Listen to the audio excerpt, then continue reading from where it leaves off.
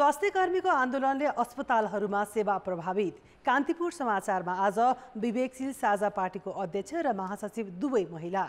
लुम्बिनी प्रदेश सरकारका मन्त्रीहरूले आज शपथ लिँदै पहाडी जिल्ला पाँचथरका फाँटहरू खेतीबालीले सधैँ हराभरा। आगामी आर्थिक वर्षको बजेटमा चालु आयोजनालाई नै प्राथमिकता दिइने अनि अन्तर्राष्ट्रियमा टर्की र सिरियामा भूकम्पबाट ज्यान गुमाउनेको संख्या बढेको बढे र खेलकुदमा महिला टी20 विश्वकपमा अस्ट्रेलिया र इङ्ल्यान्ड विजयी। नमस्कार, अब मुख्य समाचार। चिकित्सक कुटपिटको विरोधमा आज देशभरका अस्पतालमा आकस्मिक बाहेकका सेवा ठप्प। विशिष्ट व्यक्तिको सवारी कार्यविधि फेर्न चौतर्फी दबाव। सत्तारूढ माओवादी केन्द्रले पार्टीको नाम र चुनाव चिन्ह फेर्ने। माओवादीको मूल सिद्धान्त छोडेर वाम घटकसँग तालमेलको तयारी। पुरानै आयोजनालाई निरन्तरता दिने गरी नयाँ बजेट बनाउने गृह कार्य। पैसा जुटाउन कठिन भएको योजना आयोगको निष्कर्ष, बजेटको आकार पनि घटाइँदै। क्यानाडाको आकाशबाट अमेरिकी जेटले खसाल्यो शङ्कास्पद वस्तु। भग्नावशेष सङ्कलन गरी अध्ययन गरिँदै।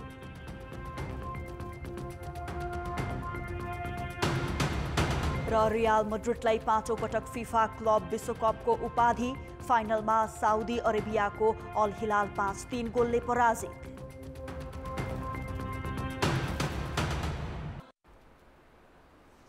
डाक्टरमाथि भएको कुटपिटको विरोधमा स्वास्थ्य कर्मीले आज देशभरका अस्पतालमा आकस्मिक बाहेकका सेवा ठप्प पारेका छन्।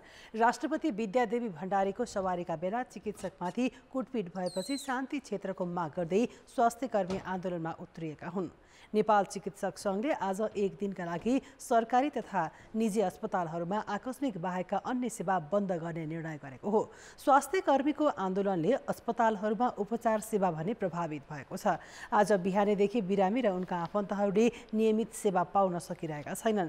ट्रमा सेन्टरका प्रशासन प्रमुख नवराज गौतमले सरकारी निर्णय नभए पनि चिकित्सक सङ्घले पेन डाउन गर्दा नेपालभरका सरकारी, सामुदायिक तथा निजी क्षेत्रका अस्पतालमा असर पर्ने जानकारी दिए। सङ्घका अध्यक्ष डाक्टर लोचन कार्कीले भने स्वास्थ्य जस्तो संवेदनशील क्षेत्रको शान्ति सुरक्षाका निम्ति आवश्यक व्यवस्थापन गर्नुपर्ने आफूहरूको माग रहेको बताए।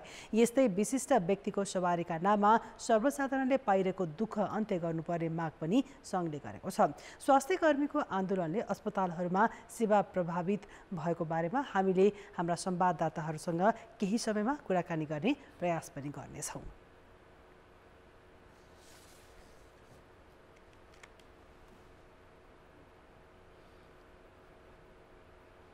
राष्ट्रपति विद्यादेवी भण्डारीको सवारीका कारण घण्टौँसम्म सडक अवरुद्ध पारियो, जसबाट जरुरी कामले निस्केकाहरू रोकिए। बिरामीदेखि डाक्टरसम्म अस्पताल आउजाउ गर्न पाएनन्। हरेक पटक विशिष्ट व्यक्ति सडकमा निस्कँदा यसै गरी नागरिकले दुःख पाउने गर्छन्। त्यसैले विशिष्ट व्यक्तिको सुरक्षा कार्यविधि नै परिवर्तन गर्नुपर्ने आवाज उठ्न थालेको छ।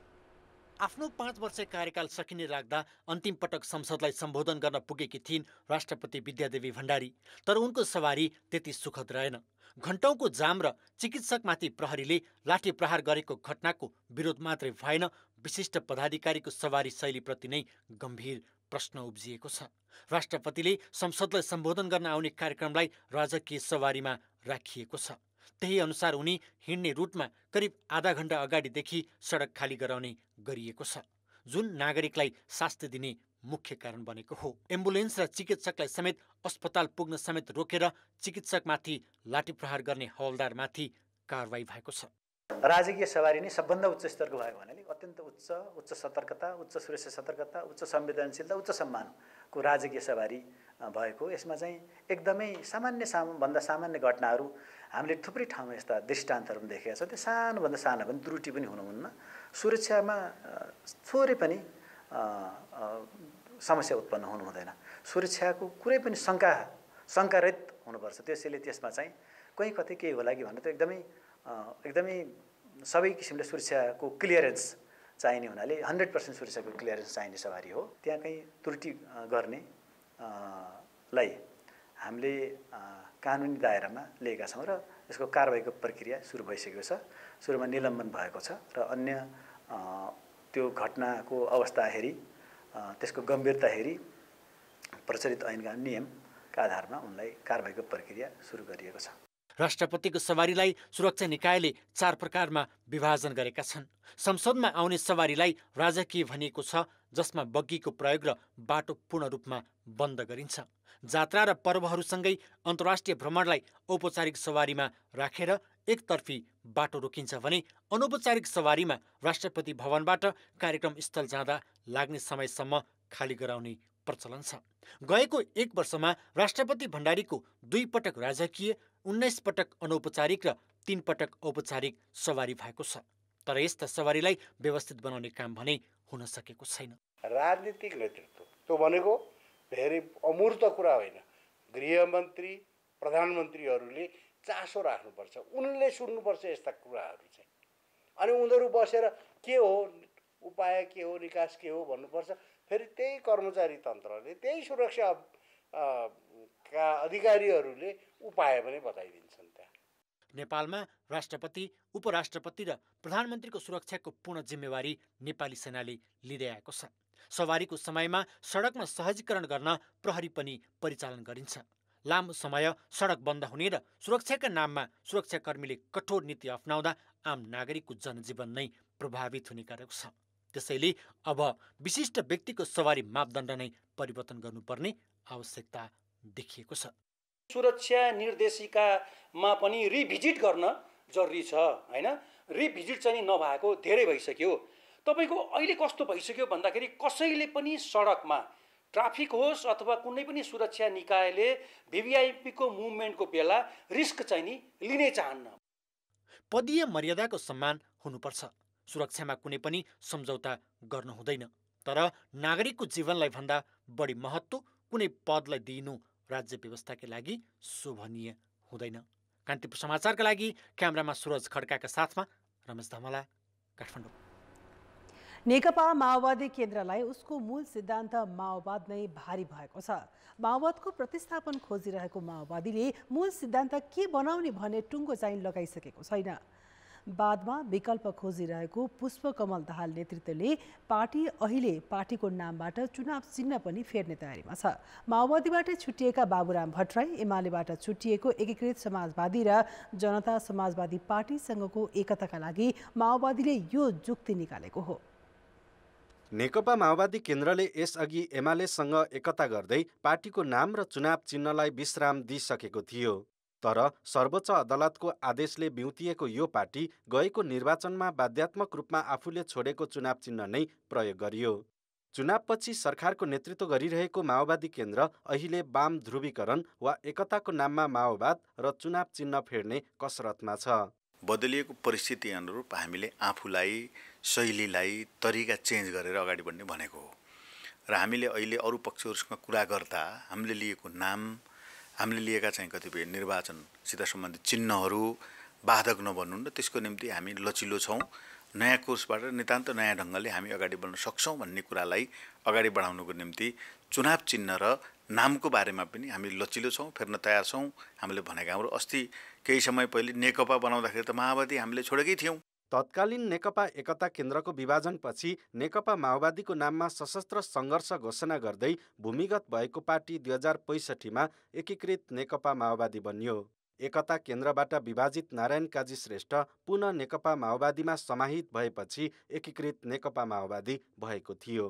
पार्टीमा विभाजन टुटफुटको श्रृङ्खला नै चल्यो। 2073मा छरिएर रहेका माओवादी घटकहरूबीचको एकतापछि नेकपा माओवादी केन्द्र बन्यो।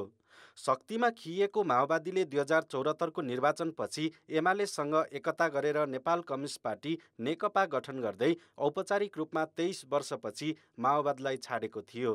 तर सर्वोच्चले एकतालाई बदर गरिदिएपछि नेकपा माओवादी केन्द्र बिउतियो। अहिले किन फेरि माओवाद हटाउने र चुनाव चिन्ह फेर्ने तयारी सुरु भयो त? नाम अनुसारको काम जब नभइसकेपछि त्यो नामै समातिराख्नुको त कुनै अर्थ रहँदैन। आज नेपाली समग्र राजनीति पोलिटिक्समा नै भनौँ भनेदेखि कम्युनिस्टहरूले कम्युनिस्ट बनेका छैनन्, काङ्ग्रेस बनेका छैन। यस्तो अवस्थामा कुनै नाम चाहिँ केलाई समात्ने त भनेपछि नाम त लोकप्रियताको नाम लागि मात्रै त कतै होइन। नेपाली जनमत हिजोसम्म अथवा आजैका दिनसम्म पनि वाम पक्षधर चाहिँ ढल्को छ। त्यस ढल्कोलाई चाहिँ वाम शक्तिहरूले आफ्नो नाम चाहिँ कम्युनिस्ट त राखेका छन्। हुन त सशस्त्र भूमिगत अवस्थामा रहेका बेला 2057मा नै प्रचण्ड पथको कार्यदिशा लिएर तत्कालीन नेकपा माओवादीले माओवादलाई छाड्ने कोसिस गरेको थियो। तर पार्टीले अँगालेको प्रचण्ड पथलाई 2065मा नारायण काजीसँग एकतापछि स्थगित गरियो। संसदीय राजनीतिको विकल्प खोज्ने बताउने पार्टी माओवादी यही व्यवस्थामा अभ्यस्त भएपछि अहिले नाम र चिन्ह फेर्ने कसरतमा छ। अहिले कम्युनिस्ट नाम झुन्ड्याएर जुनसुकै चुनाव चिन्ह अँगाल्नुलाई भने कतिपयले विचलनको संज्ञा दिएका छन्। कान्तिपुर समाचारका लागि क्यामेरामा मुरारी घिमिरेको साथमा अवतार राई, काठमाडौँ। नेकपा माओवादी केन्द्रका अध्यक्ष पुष्पकमल दाहालले सरकारको नेतृत्व गरेको 2 महिना पनि पुगेको छैन। संसदमा प्रतिनिधित्व गर्ने सबैजसो दलको विश्वास पाएर प्रधानमन्त्री बनेका दाहालको आगामी यात्रा भने चुनौतीपूर्ण देखिँदैछ। छोटो समयमै गठबन्धन दलभित्र विकसित असन्तुष्टि, एमालेको दबाव र प्रधानमन्त्री दाहाल स्वयंले लिएको दोहोरो नीतिका कारण सरकार सङ्कटमा परेको हो। प्रधानमन्त्री दाहाललाई विश्वासको मत दिएको नागरिक उन्मुक्ति पार्टीले सुदूरपश्चिम प्रदेशमा एमालेबाट मुख्यमन्त्री बनेका राजेन्द्र सिंह रावललाई विश्वासको मत नदिँदा सरकार नै ढल्यो। 7 दलीय गठबन्धनबाट सङ्घीय सरकारको नेतृत्व गरेका दाहालले प्रदेश सरकार जोगाउने वातावरण बनाउन सकेनन्। छोटो अवधिमै प्रधानमन्त्रीले सहमति कार्यान्वयन नगरेको भन्दै राष्ट्रिय स्वतन्त्र पार्टी सरकारबाट फिर्ता भयो। यसमा गठबन्धनको ठूलो दल नेकपा एमालेको समेत विमति देखियो। एमालेले राष्ट्रपति र स्वतन्त्र पार्टीका विषयमा भएको सहमतिबाट पछि हट्न नमिल्ने भन्दै प्रधानमन्त्री दाहाललाई दबाब दिइरहेको छ। सरकार गठनको बेलामा हामीले जुन ढङ्गको कार्यविभाजन गरेका छौँ, शक्तिको जुन ढङ्गले बाँडफाँड गरेका छौँ, त्यसलाई चाहिँ हामीले इमान्दारीपूर्वक कार्यान्वयन गर्नुपर्छ। सत्ताको सहयात्री कुनै दललाई कुनै हिसाबले अप्ठ्यारो पर्यो भने त्यो अप्ठ्यारोको फाइदा उठाइहालौँ भनेर अरू कसैले सोच्नु हुँदैन। विश्वासको मत दिएको नागरिक उन्मुक्ति पार्टीले संरक्षक रेशम चौधरीको रिहाईको शर्त कायमै राखेको छ। तर त्यो तत्काल पूरा गर्न सक्ने अवस्था छैन। उता सरकार विस्तारको समयमा खासै महत्त्व नदिएका दाहालसँग जनता समाजवादी पार्टी पनि असन्तुष्ट छ। सरकारमै सहभागी भएर पनि जनमत पार्टीको असन्तुष्टि कायमै छ। अहिले त अब सहमतिकै प्रयास भइराखेको छ। अब राष्ट्रिय सहमति कुरा गरिराखेकै छ। त्यहाँ चाहिँ अब त्यसकै आधारमा चाहिँ राष्ट्रपति उपराष्ट्रपति चुनावमा जाने भन्ने कुरा नै हो खासमा। सत्तारूढ दलभित्र देखिएका तमाम असन्तुष्टिको व्यवस्थापन गर्दै राष्ट्रपति निर्वाचनका लागि सबैलाई एकै स्थानमा ल्याउन दाहालका लागि चुनौती देखिन्छ। त्यसमाथि एमाले र माओवादीका बीच भएको भनिएको पुस 10 गतेको सहमतिमा विमतिको स्वर देखिन थालेका छन्। यस्तो अवस्थामा कस्तो मनसायमा छन् त दाहाल? मेरा गरुका 12% भनेर पनि अहिलेको अवस्थामा हुनेवाला केही छैन। चाहे त्यो राष्ट्रपतिको निर्वाचनको सन्दर्भ किन नहोस्, चाहे अरू प्रदेश सरकारहरूलाई हामीले चाहिँ नि व्यवस्थापन गर्ने कुरा किन नहोस्। त्यो भएको कारणले गर्दाखेरि यसमा चाहिने सत्ता साझेदार दलहरूका नेतृत्वहरू बसेर यसमा छिटोभन्दा छिटो केही समस्या, केही अन्तर्विरोध आएका छन् भने त्यसलाई चाहिँ घटाउँदै जानुपर्छ। राष्ट्रपतिबारे पुस 10मा बालकोटमा भएको पूर्व सहमति पालनामा दाहालले देखाएको अनिच्छा र विपक्षी नेपाली काङ्ग्रेसका नेतासँग बढ्दो भेटघाटले एमाले नेताहरूलाई सशङ्कित बनाएको छ। सहकार्यमा रहेको एमाले र विपक्षी दल दुवैसँग समान सम्बन्ध कायम गर्न खोज्दा प्रधानमन्त्रीको पद नै जोखिममा नपर्ला भन्न सकिँदैन। कान्तिपुर समाचारका लागि क्यामेरामा सञ्जय लुइटेल र हेम परसाईका साथ अञ्जना लामिछाने र दीपक आचार्य, काठमाडौँ। चुनावका बेला भोट माग्न जाँदा सबै राजनीतिक दलले भ्रष्टाचार नियन्त्रणको प्रतिबद्धता जनाउँछन्। सरकारले पनि सधैँ भ्रष्टाचार नियन्त्रण गर्ने प्रतिबद्धता मात्र गर्दैन, भ्रष्टाचारीमाथि कठोर कदम चाल्ने हुकार गर्छ। भ्रष्टाचार नियन्त्रण गर्ने संवैधानिक निकाय अख्तियार दुरुपयोग अनुसन्धान आयोगलाई सहयोग गर्ने आश्वासन सरकारले दिँदै आएको छ। तर अख्तियार भने कानुनी अडचन देखाउँदै सानातिना भ्रष्टाचारका विषयमा मात्रै अल्झिने गरेको छ। अख्तियार दुरुपयोग अनुसन्धान आयोगको 32औं स्थापना दिवसका अवसरमा शनिबार गरिएको कार्यक्रममा प्रमुख आयुक्त प्रेम कुमार राईले सामान्य विषयलाई पनि मन्त्री परिषदबाट निर्णय गराउने प्रवृत्ति निरुत्साहित गर्नुपर्ने बताए। अख्तियारलाई नीतिगत तहका निर्णयको छानबिन गर्ने अधिकार नभएकाले भ्रष्टाचार नियन्त्रण चुनौतीपूर्ण बनेको उनको आशय थियो। कानुनले निर्दिष्ट गरेको जिम्मेवारी र आफूमा निहित अधिकार प्रयोग नगरी मन्त्री परिषदबाट निर्णय गराउने प्रवृत्तिलाई निरुत्साहित गर्नेतर्फ आयोगले पटक पटक नेपाल सरकारलाई ध्यान आकर्षण गराइसकेको छ। आगामी दिनमा यस्तो विषयमा नेतृत्वले सुझबुझ र दूरदृष्टिका साथ उपयुक्त नीति विधि र पद्धतिको अवलम्बन गर्नेमा आयोग विश्वस्त छ। संवैधानिक आयोग अख्तियारलाई मन्त्री परिषदका निर्णयमाथि अनुसन्धान गर्न कानुनले रोकेको छैन, तर ठूला र नीतिगत तहमा भएका अनियमिततामा अख्तियारले चासो नदिँदा सरकारले लिएको सुशासनको नारामा सधैँ प्रश्न उठ्ने गरेको छ। अख्तियारका पदाधिकारीले इच्छाशक्ति नदेखाउँदा मन्त्री परिषदबाट गरिएका निर्णयमाथि छानबिन र अनुसन्धान हुन नसकेको हो। नीतिगत निर्णयको समुचित व्याख्या विवेचना हुनुपर्छ। त्यसो भयो भने चाहिँ मन्त्री परिषदको निर्णयमा पनि मुद्दा लाग्न सक्छ र लाग्नुपर्छ पनि। जहाँ कार्यकारिणी फङ्सन हुन्छ नि, जसले चाहिँ खर्च गर्छ र अनुचित प्रकारले खर्च गर्छ, त्यो चाहे मन्त्री परिषद होस् चाहे चाहिँ विभागीय प्रमुख चाहिँ डाइरेक्टर जनरल होस्, त्यो सबैलाई चाहिँ एकै प्रकारले चाहिँ छानबिन हुनुपर्छ।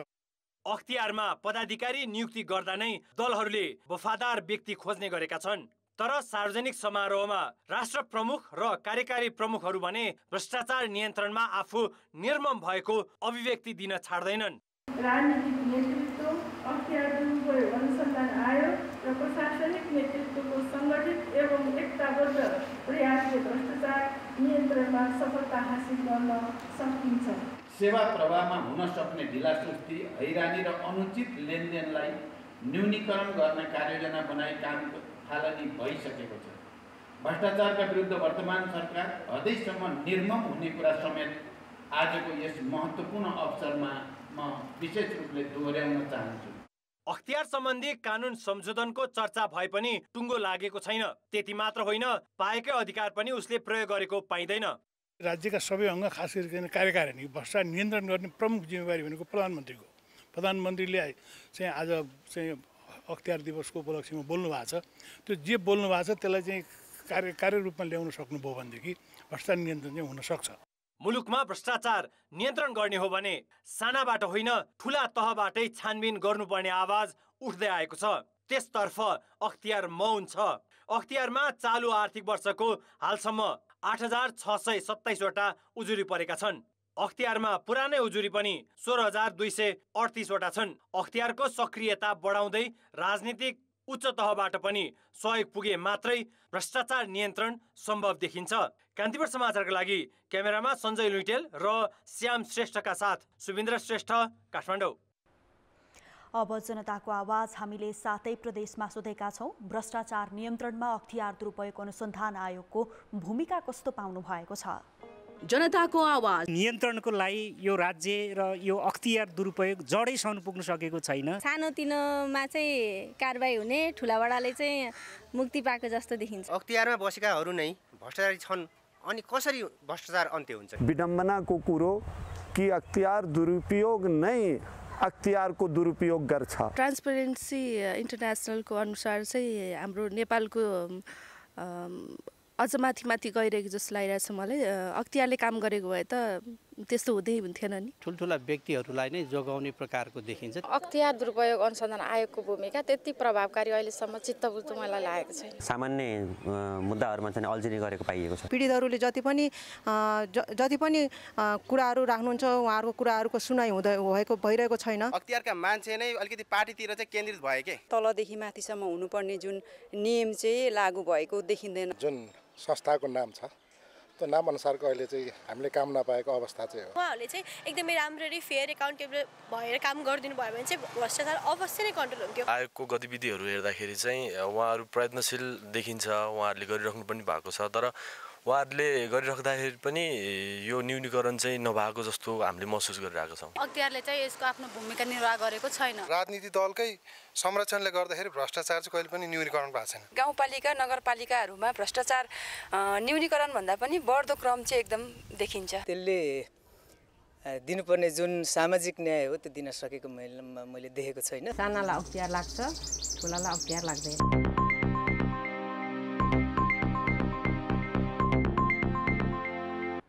अब जनमतमा आजको प्रश्न। जनमत राष्ट्रिय परिचय पत्र वितरणमा किन ढिलाइ भएको होला? ए, प्रक्रियागत झन्झट, बी, कर्मचारीको ढिला सुस्ती र सी, आवश्यकता महसुस नभएर। जनमतको अन्तिम परिणाम आज बेलुका 8 बजेको कान्तिपुर समाचारमा प्रसारण गर्नेछौँ। कृपया न्युज स्पेस ए, बी वा सी टाइप गरी 34001 मा एसएमएस गरी आफ्नो मत व्यक्त गर्नुहोला। समाचार अझै बाँकी छन्। विवेकशील साझा पार्टीको अध्यक्षमा समीक्षा बास्कोटा सर्वसम्मत निर्वाचित भएकी छन्। काठमाडौँमा हिजो सकिएको पार्टीको पहिलो महाधिवेशनले बास्कोटाले अध्यक्ष बनाएको हो। विवेकशील साझाको अभियानमा सुरुवातदेखि नै जोडिएकी 38 वर्षीय बास्कोटा अधिवक्ता समेत हुन्। रन्जु दर्शना महासचिव बनेकी छन्। उनी केही समय पार्टीबाट अलगिएर महाधिवेशनकै बेला फर्किएकी हुन्। यस्तै महाधिवेशनले पार्टीको उपाध्यक्षमा प्रकाश चन्द्र परियार, विमला अधिकारी र मिलन पाण्डेलाई चयन गरेको छ। सचिवमा पवित्र थापा, विमल तामाङ र समुद्र केसी तथा कोषाध्यक्षमा दामोदर नेपाल सर्वसम्मत चयन भएका छन्। विवेकशील साझाको केन्द्रीय कार्यसमिति 51 सदस्यीय रहने व्यवस्था छ। धानबारी थन्काएपछि पहाडका प्राय खेत बाँझै रहन्छन्, तर पहाडी जिल्ला पाँचथरका केही फाँट भने कहिले बाँझो रहँदैनन्। मौसम अनुसारका खेतीपातीले यहाँका फाँट सधैँ हराभरा देखिन्छन्। तोरी फुलेर पहेलपुर देखिएको यो स्थान पाँचथरको फिदिम नगरपालिका 11 फेवादिनको हो। फेवादिन जस्तै सेजेपाको फाँटमा पनि तोरी, आलु, गहुँ र मटहर जस्ता तरकारी, दलहन र तेलहन बारीले छपक्कै छोपिएको छ। तराई जस्तै देखिने यी फाँट कहिल्यै खाली हुँदैनन्। एउटा बाली उठाउँदा नउठाउँदै किसानलाई अर्को बाली लगाउने चटारो हुन्छ। चैत, साउन र मङ्सिर महिनामा सिजन अनुसारका बाली उब्जनी हुने भएपछि किसान त मख नहुने कुरै भएन। चैतमा धान रोप्छौँ, मङ्सिरमा गहुँ आलु अनि जेठ असारमा मकै हुन्छ। हिउँद र बर्सात गरी 3 देखि 4 बाली लगाउन सकिने र उब्जनी राम्रो हुने यी फाँटले स्थानीयको जीविका मजाले चलेको छ। उर्वर जमिन अनि उत्पादित वस्तुको बजार पाउन समस्या नभएकाले बसाइ जाने क्रम शून्य जस्तै छ। बरु पहिल्यै गाउँ छोडेर गएकाहरू पनि अहिले थातथलोमै फर्कन रुचाउँछन्। यहाँ उत्पादन भएको चाहिँ हाम्रो अब सदरमुकाममै जिल्लामै खपत हुने हो र हामी आफै पनि लान्छौँ। कोही समय सब्जीको सर्टेज भयो भने पारीबाट व्यापारीहरू पनि आउने गर्छन्। बसाइ जाने चाहिँ बन्द छ, बरु बसाइ गएका चाहिँ यहाँ फर्केर आएको चाहिँ छन्। पहाडका यस्ता फाँट बसोबास र खेतीका लागि प्राविधिक दृष्टिकोणले पनि उपयुक्त हुन्छन्। भित्री मधेस जस्तो भएकोले तापक्रम हिसाबले पनि त्यो चाहिँ चिसो सिजनमा नै अलिकति तातो भइराख्ने भएको हुनाले पनि बालीको लागि चाहिँ अलिक उपयुक्त ठाउँ मानिन्छ। फिदिम 11 का यी बेँसीमा मात्रै करिब 300 परिवार आश्रित छन्। सदरमुकामलाई बेमौसमी र मौसमी तरकारी बालीले आधा जस्तो धान्ने पनि यिनै फाँट हुन्। तोरी, आलु, गहुँ र मटहर जस्ता तरकारी, दलहन र तेलहन बारीले मनमोहक देखिने यी र यस्ता फाँट पाँचथरको फिदिम नगरपालिकासँगै हिलिहाङ, याङवरक र मिक्लाजुङ गाउँपालिकामा सीमित सङ्ख्यामा छन्। कान्तिपुर समाचारका लागि लक्ष्मी गौतम, फिदिम, पाँचथर। कुनै समय विश्व कृषि उत्पादनका लागि कठिन शारीरिक श्रमका लागि मात्रै निर्भर थियो। जनसङ्ख्या कम हुँदा खाद्य उत्पादनमा पनि सीमितता थियो। तर अहिले हरेक वर्ष विश्वको जनसङ्ख्या औसतमा 1% बढिरहेको छ। परम्परागत खेतीयोग्य जमिन साँगुरिँदै जाँदा पर्याप्त खाद्यान्नको जुहो गर्नु चुनौतीपूर्ण छ। त्यसैले विकसित देशहरूले प्रविधिको प्रयोगबाट कृषिमा क्रान्ति खोजिरहेका छन्। आज हामी तपाईँलाई भर्टिकल फार्मिङबारे बताउँदैछौँ, जसले जमिनलाई प्रतिस्थापन गर्दैछ। प्रविधिको विकासमा छलाङ मारेका विकसित राष्ट्रहरूमा भर्टिकल फार्मिङ अभ्यासमा छ। सबैभन्दा पहिले भर्टिकल फार्मिङ के हो त्यो बुझौँ। निश्चित परिभाषा नभए पनि सामान्य भाषामा भन्दा भर्टिकल फार्मिङका लागि जमिन चाहिँदैन। तुलनात्मक रूपमा जमिनभन्दा 98% कम पानीको प्रयोग गरिन्छ। विशेष प्रकारले बनाइएका गगनचुम्बी भवनहरूका तला-तलामा फलफुल, तरकारी र अन्न फलाइन्छ। हिजो आज जमिन मुनि पनि भर्टिकल फार्मिङ गर्न थालिएको छ। यसमा सूर्यको तापक्रम पनि आवश्यक पर्दैन। यो चाहिँ संयुक्त अरब इमिरेट्सको भर्टिकल फार्मिङ हो। मरुभूमिको प्रतिकूल मौसमको सामना गर्न युएईले कृषिलाई प्रविधिसँग जोड्यो। कृषि प्रविधि अर्थात् एग्रोटेक उसका लागि परम्परागत खेतीको चुनौती पन्छाउन नवीनतम र दिगो उपाय बनेको छ। सन् 2020मा शारजाह मरुभूमिको मध्यभागमा स्थापना भएको भेजिटेक नामको यो भर्टिकल फार्मिङ 2,40,000 वर्ग मिटरमा फैलिएको छ। यहाँ वर्षैभर खेती गरिन्छ। 9 तले फार्मको एक भागले नियन्त्रित वातावरण र बिना जमिन तरकारी फलाउँछ। 27 दिनभित्र हरिया पातवाला तरकारी मानिसको भान्सामा जान तयार हुन्छन्। भेजिटेकका सिनियर म्यानेजर भन्छन्, यो बेबी कर्ली केलाई परम्परागत उत्पादनसँग तुलना गर्ने हो भने 1 वर्ग मिटरमा बढीमा 1 देखि 1.5 केजी फल्छ, तर यहाँ हामीले 3 केजीसम्म फलाइरहेका छौँ। फार्मभित्र अध्ययनका लागि प्रयोगशाला पनि राखिएको छ। एलइडी लाइटिङ र न्युट्रिसन प्रयोगबारे अभ्यास यही गरिन्छ।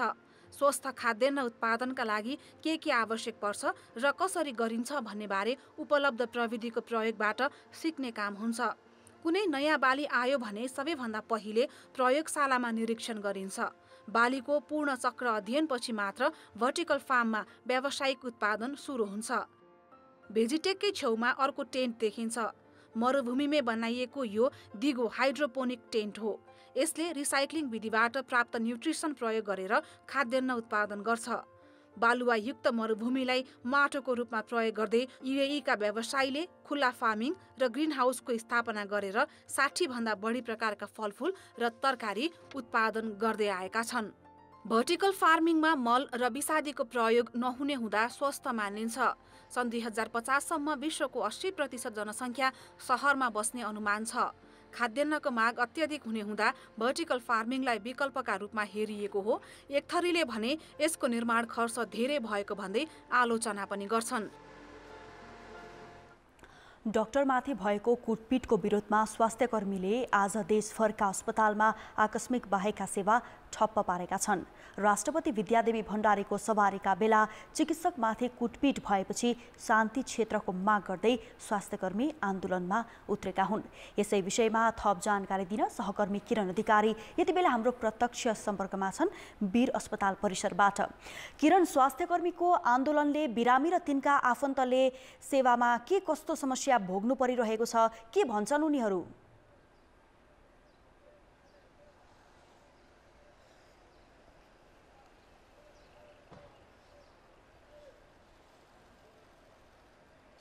किरण, मलाई सुन्दै हुनुहुन्छ?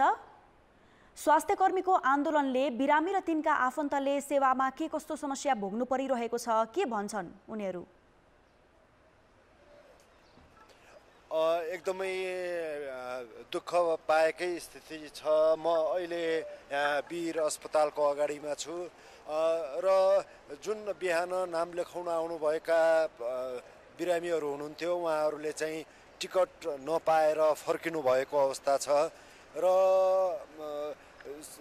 यो जुन चिकित्सक सङ्घले यो बन्द गरेको हो र चिकित्सक सङ्घले अस्ति राष्ट्रपति विद्यादेवी भण्डारी को सवारी भएको बेलामा जुन कडाई गरेको थियो त्यतिखेर चिकित्सकमाथि प्रहरीले लाठी चार्ज गरेको कारणले गर्दाखेरि चिकित्सक घाइते भएर अस्पतालमा भर्ना भएको कारणले गर्दाखेरि चिकित्सक सङ्घको विरोधको कारणले गर्दाखेरि अस्पताल बन्द भएको हो।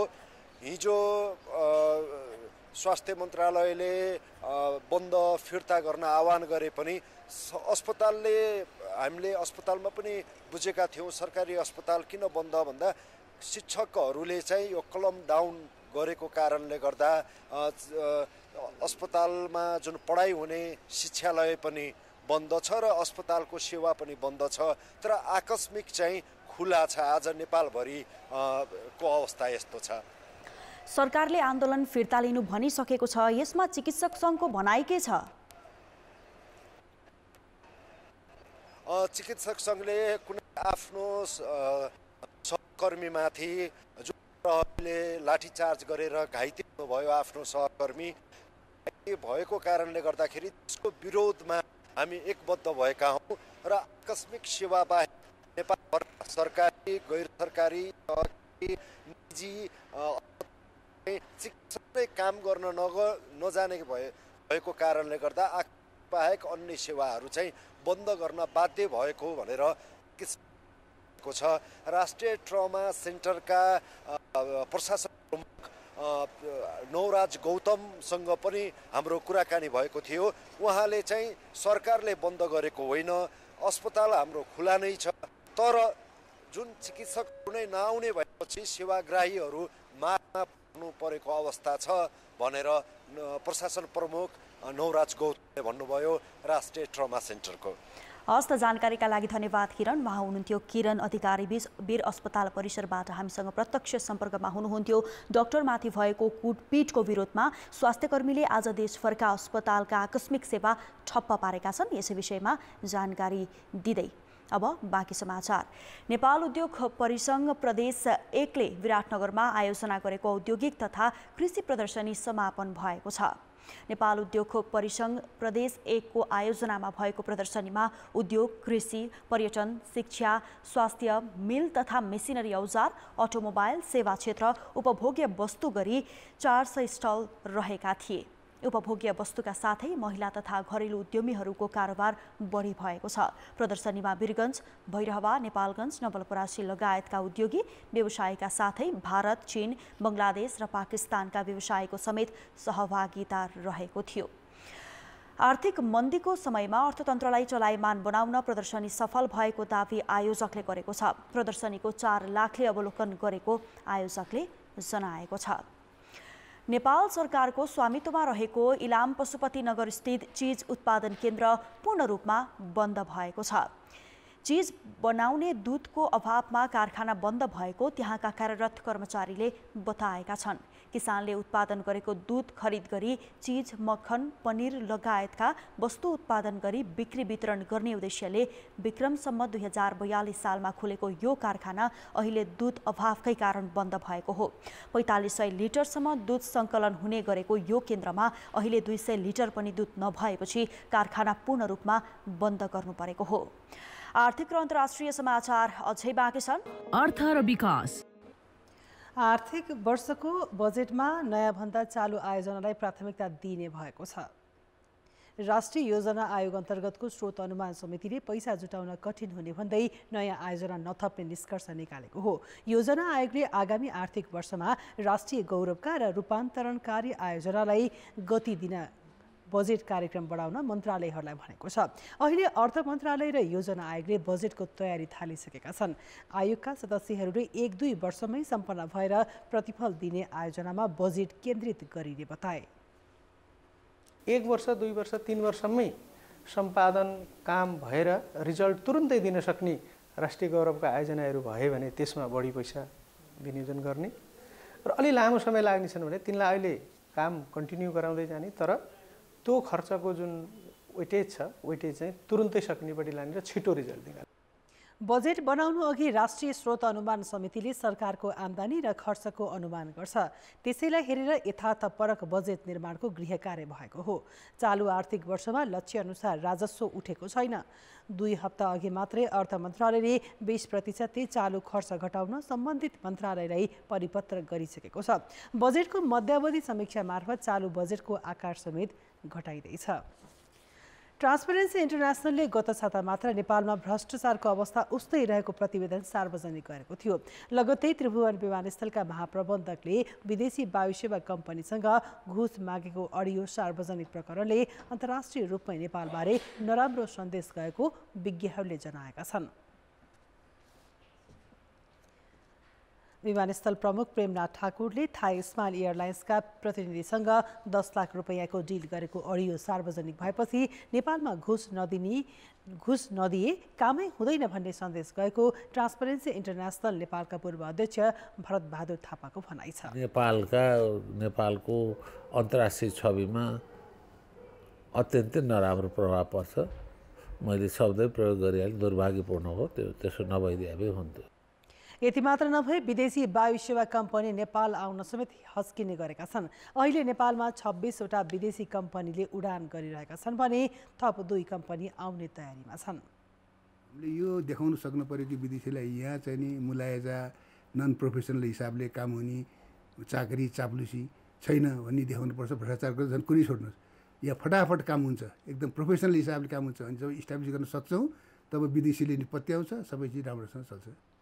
एक महिना अघि मात्र त्रिभुवन विमानस्थल आन्तरिक टर्मिनलतर्फका प्रमुख पूर्ण चुडाललाई अख्तियारले 1,50,000 घुस सहित पक्राउ गरेको थियो। अब अन्तर्राष्ट्रिय समाचार। क्यानाडाको आकाशमा उडिरहेको एउटा अज्ञात वस्तुलाई अमेरिकाले खसालेको छ। अमेरिकाले केही दिन अघि आफ्नै भूमिमा चीनको शङ्कास्पद बलुन खसालेको थियो। क्यानाडाको घटनालाई पनि त्यससँगै जोडेर हेरिएको छ। क्यानाडाका प्रधानमन्त्री जस्टिन ट्रुडोका अनुसार सो घटना उत्तरी क्यानाडाको युक्रोन सहरमा भएको हो। उसले खसालिएको शङ्कास्पद वस्तुको भग्नावशेष सङ्कलन गरेर क्यानाडाको सुरक्षा निकायले थप अध्ययन गर्ने बताए। क्यानाडाली प्रधानमन्त्रीले सो घटनाबारे अमेरिकी राष्ट्रपति जो बाइडेनसँग पनि छलफल गरेका छन्। राष्ट्रपति बाइडेनले एक दिन अघि मात्रै उस्तै प्रकृतिको अर्को अज्ञात वस्तु अमेरिकाको डेडहर्स अलास्काको आकाशबाट खसाल्न आदेश दिएका थिए। पेन्टागनका अनुसार सो अज्ञात वस्तु एउटा सानो कार आकारको र 40,000 फिटको उचाइमा रहेको थियो। फेब्रुअरी 4 मा अर्को अमेरिकी F-22 जेटले चीनको एक बलुन दक्षिण क्यारोलाइनमा खसालेको थियो। चीनले भने सो बलुन मौसम सर्वेक्षण गर्ने उपकरण भएको दावी गरेको छ। समाचार अझै बाँकी छन्। खेलकुद समाचार। कान्तिपुर खेलकुद समाचारमा स्वागत छ। एकैछिन आँखा बन्द गर्दा निसासिने तपाईँ हामीलाई दृष्टिविहीनहरूले पनि क्रिकेट खेल्छन् भन्दा पत्याउन गाह्रो पर्छ। तर उनीहरूले अन्तर्राष्ट्रिय स्तरमा नै नेपालको प्रतिनिधित्व गरिसकेका छन्। वीरगञ्जमा 4 प्रदेशका टिमबीच जारी दृष्टिविहीन क्रिकेट प्रतियोगिताले आत्मविश्वास र मेहनतले सबै कुरा सम्भव बनाउँछ भन्ने प्रेरणा दिएको छ। इनिङ सकिएपछि खेलाडीहरू नारायणी रङ्गशालाको बााउन्ड्री बाहिर आएर खाजा खान थाले। खाजा खान उनीहरू छामेर खोजिरहेको यो दृश्यले उनीहरूलाई खेल्न कति सङ्घर्ष गर्नुपर्छ होला भन्ने हामीलाई लाग्न सक्छ। तर उनीहरूले नारायणी रङ्गशालामा भइरहेको प्रदेश स्तरीय प्रतियोगितामा प्रहार गरेको रन र लिएको विकेटले पक्कै दृष्टिविहीन एउटा फरक क्षमता हो। आत्मबल र हिम्मतसँगै अघि बढे हरेक अप्ठ्यारो सहजै पार गर्न सकिन्छ भन्ने देखिन्छ। हामीलाई अब धेरै कठिन ग्राउन्डहरू त्यही किसिमको अब बिना यो भौतिक अवरोधहरू केही नभइकन अरू जस्तो नर्मल क्रिकेटहरूको जसरी खेलिरहेको हुन्छ नि त्यसरी खेल्न सहज छैन पक्कै पनि। बल ठोकिँदा अथवा गुड्दा विशेष आवाज आउँछ र त्यही आवाजको माध्यमबाट खेलाडीले बल कता छ भनेर थाहा पाउँछन्। खेल्दा कहिलेकाहीँ चोट समेत लाग्छ। सरकारले मैदान पूर्वाधार व्यवस्थापन गरेको छैन। यद्यपि उनीहरूमा देखिएको आत्मविश्वास जो कोहीलाई पनि प्रेरित गर्छ। अहिलेसम्म मैले 3वटा म्याचहरू खेलेको छु। एकचोटि मैले चितवनमा माडी नगरपालिकामा आयोजना भएको गेम खेलेँ। त्यसपछि काठमाडौँमा एउटा म्याच खेलेको छु भने अहिले यो तेस्रो म्याच हो मेरो। पाकिस्तानमा गएर खेलेर आउँदा पनि म जितेर आएँ किनभने म नेपालको नाम राखेर आउन पाएँ। अन्तर्राष्ट्रिय स्तरमै उत्कृष्ट प्रदर्शन गरी देशको गौरव बढाएका दृष्टिविहीनका लागि सरकारले त्यति धेरै ध्यान दिएको छैन। हामीसँग नेपाल सरकारको पनि त्यति ठुलो सहयोग छैन र विभिन्न यस्ता प्रतियोगिताहरू गर्न चाहिँ विशेष गरी चाहिँ विदेशी जाति निकायहरू हैन सँग गर्नुपर्ने उहाँहरूलाई चाहिँ भन्नुपर्ने उहाँको सहयोग लिनुपर्ने अवस्था पनि छ। जारी प्रतियोगितामा महिला र पुरुष गरी 90 जना खेलाडी र 3 प्रशिक्षक सहभागी छन्। नेपाल नेत्रहीन क्रिकेट संघ र मध्य प्रदेश नेत्रहीन क्रिकेट संघको संयुक्त आयोजना र वीरगञ्ज महानगरपालिका र आइसको सहयोगमा प्रतियोगिता भइरहेको हो। खेलकुदको क्षेत्र होस् वा जुनसुकै क्षेत्र, शारीरिक रूपमा अशक्त भएकै कारण वञ्चित गराउनु भन्दा उनीहरूलाई अवसर दिन सके उनीहरूले आफ्नो पहिचानका साथसाथै देशको पनि नाम र गौरव अगाडि बढाउन सक्छन्। कान्तिपुर समाचारका लागि पंकज श्रेष्ठको साथमा माधुरी महतो, नारायणी रङ्गशाला, वीरगञ्ज पर्सा। कान्तिपुर समाचार अहिलेलाई सकियो। कान्तिपुर टेलिभिजन हेर्दै गर्नुहोला। नमस्ते।